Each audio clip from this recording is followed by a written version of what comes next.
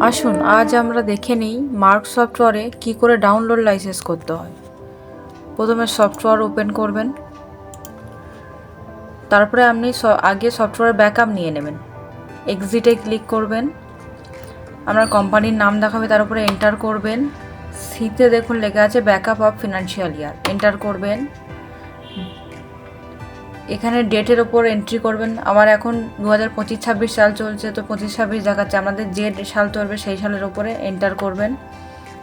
এখানে কিছুই করবেন না, শুধু ব্যাকআপ অফ ট্রানজ্যাকশান হিস্ট্রিটা ইয়েস করবেন, ব্যাকআপ অফ ব্যাচ হিস্ট্রিটাকে ইয়েস করবেন, ব্যাস এন্টার করে চলে আসবেন।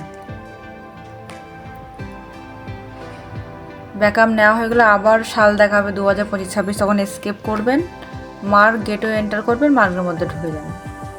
তারপরে মাস্টার মার্গ লাইসেন্সিং ডাউনলোড লাইসেন্স, এবার ইয়েস করবেন।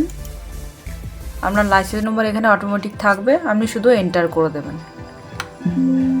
দিয়ে এই এসএমএসটা আসবে লাইসেন্স সাকসেসফুল, আপনি ওকে করবেন। আরও জানতে উপরে দেয়া ফোনের নম্বরে কল করুন। ধন্যবাদ।